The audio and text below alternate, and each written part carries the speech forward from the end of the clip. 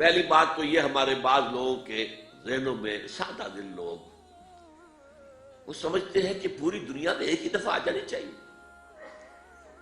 یہ کوئی علاقائی خلافت تو نہیں ہو سکتی، خلافت تو عالمی ہوتی ہے. ان سے میں کہتا ہوں عالمی خلافت کب تھی جناب؟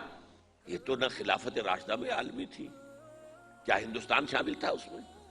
کیا چین شامل تھا؟ کیا یورپ شامل تھا؟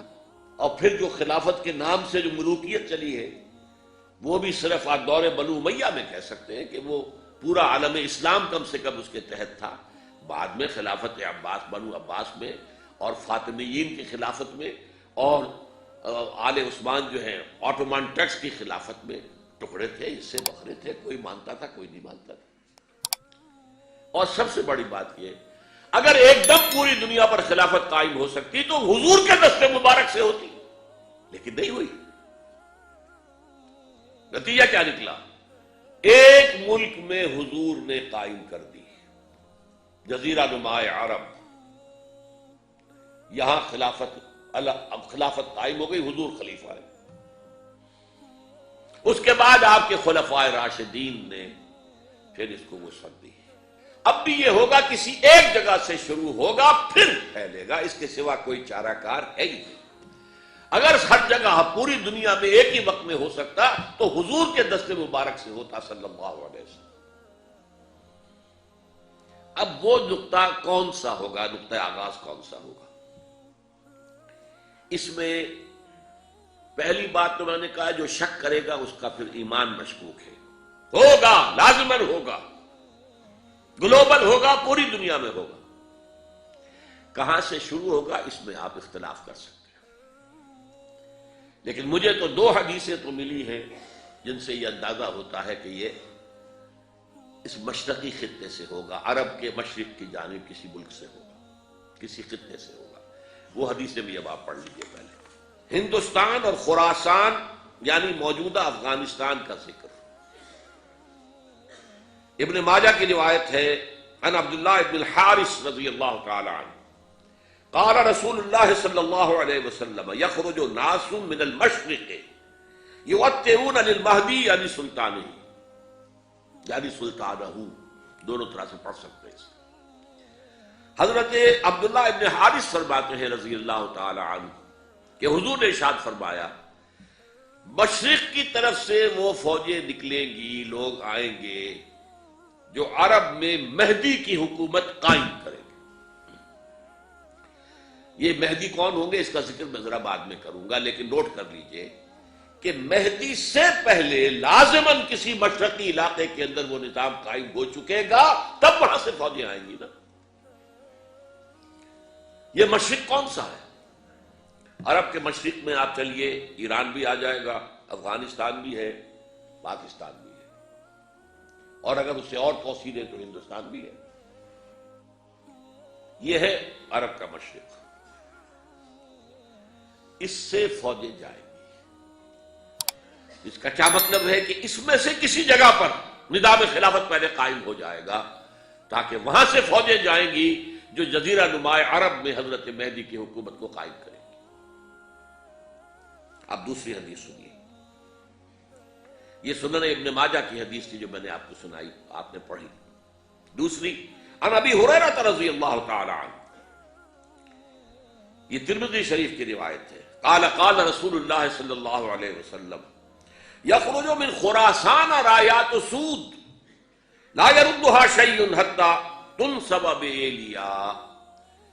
خراسان کے علاقے سے سیاہ جھنڈے لے کر فوجیں آئیں گی، ان کا رخ کوئی موڑ نہیں سکے گا، ان کو پیچھے پھیر نہیں سکیں گے کوئی بھی، یہاں تک کہ وہ یروشلم میں جا کر جھنڈے نصب کر دیں گے. ایلیا حضور کے زمانے میں یروشلم کو کہتے تھے. یہ یروشلم تھا جب حضرت سلیمان کی حکومت تھی اور یہاں پر معبد سلیمانی، ہیکل سلیمانی قائم ہوا. پھر یہ یروشلم ہی رہا ہے تاریخ میں، یہاں تک کہ سن 70 عیسوی میں جب ٹائٹس رومی جنرل نے اس کو گرایا، ختم کیا، سیکنڈ ٹیمپل گرا دیا اور یہاں سے یہودیوں کو کہا نکل جاؤ، یہاں سے کوئی یہودی باقی نہیں رہا، تب بالکل تہو بالا برباد کر دیا. اس کے کوئی 150 سال بعد ہیڈریان، رومن ایمپرر ہیڈریان، اس نے پھر دوبارہ آباد کیا اس شہر کو۔ 150 سال تک یہ بالکل بنجر اور بالکل غیر آباد پڑا تھا۔ اب ہیڈریان نے جب آباد کیا تو اس کا نام ایلیا رکھا، اب یروشلم نام نہیں تھا۔ تو حضور کے زمانے میں پھر اس کا نام ایلیا تھا، اور اب اس سے کیا معلوم ہو رہا ہے کہ یہ یروشلم مسلمانوں کے قبضے سے اس وقت نکلا ہوا ہوگا۔ ایک دفعہ پہلے نکلا تھا، سن 1099 عیسوی میں مسلمانوں کے ہاتھ سے نکلا، کروسیڈرز عیسائیوں نے آ کر اس کو قبضے میں کیا، لاکھوں مسلمانوں کو مارا، قتل کیا۔ اس کو 1187 عیسوی میں واپس لیا ہے۔ کس نے لیا ہے؟ صلاح الدین ایوبی، کرد۔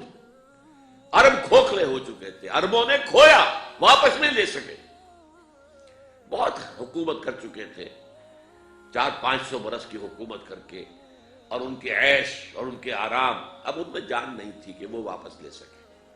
واپس لینے والا گرم کرد خون تھا، صلاح الدین ایوبی۔ تو گویا کہ اب آپ سمجھئے کہ 88 برس تک عیسائیوں کا قبضہ رہا یروشلم پر۔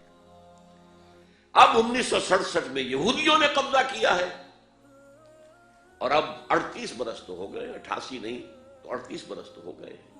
لیکن وہ دور آئے گا کہ اب پھر لیں گے، لینے والے عرب بھی نہیں ہوں گے، خراسان کے علاقے سے فوجیں آئیں گی۔ یہ خراسان کیا تھا؟ ایلیا تو میں نے آپ کو بتا دیا، یروشلم کا نام ہے۔ خراسان اس زمانے میں ایک بہت بڑے ملک کو کہتے تھے، کچھ حصہ پاکستان کا بھی اس میں شامل ہے، کچھ حصہ ایران کا بھی ہے۔ ایران کے اس حصے کو اب بھی خراسان کہتے ہیں، وہ ایک صوبہ ہے۔ خراسان ایک صوبہ ہے ایران کا، چھوٹا سا۔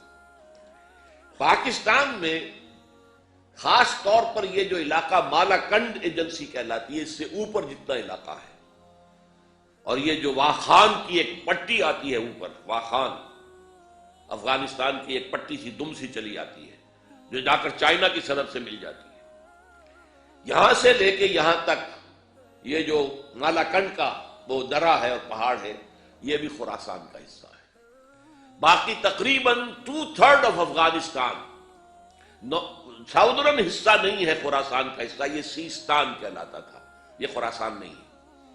لیکن یہ کہ اوپر کا 2/3 آف افغانستان، اور اس کے ساتھ یہ جو عرب، جو اب یہ ترک ممالک آزاد ہوئے ہیں سوویت یونین کے ڈسولوشن کے ساتھ، یہ سارا علاقہ کہلاتا ہے خراسان بزرگ، دی گریٹ خراسان۔ ایک مرتبہ ایک یہاں کا جو کونسلیٹ ایران کا، وہ آئے تھے میرے پاس، ان کے ایک اہم آدمی، ان سے میں نے پوچھا خراسان، تو پہلے تو ان کا خراسان ہمارا ایک صوبہ ہے، میں نے کہا نہیں مجھے خراسان، او خراسان بزرگ، وہ جو دی گریٹر خراسان کی بات کر رہے ہیں، وہ یہ تھا۔ پھر میں نے اور دریوں سے بھی تحقیق کی، پہلے خیال تھا کہ پورا افغانستان اس میں شامل ہے، لیکن اب معلوم ہوا کہ نہیں، یہ جو جنوبی حصہ ہے یہ سیستان کہلاتا تھا، کچھ بلوچستان کا حصہ اس میں شامل تھا، اور کچھ یہ جنوبی حصہ افغانستان کا۔ یہاں سے فوجیں جائیں گی، اور یہ فوجیں جا کر خراسان سے چل کر ایلیا پہنچیں گی، یروشلم پہنچیں گی، اور اپنے جھنڈے گاڑ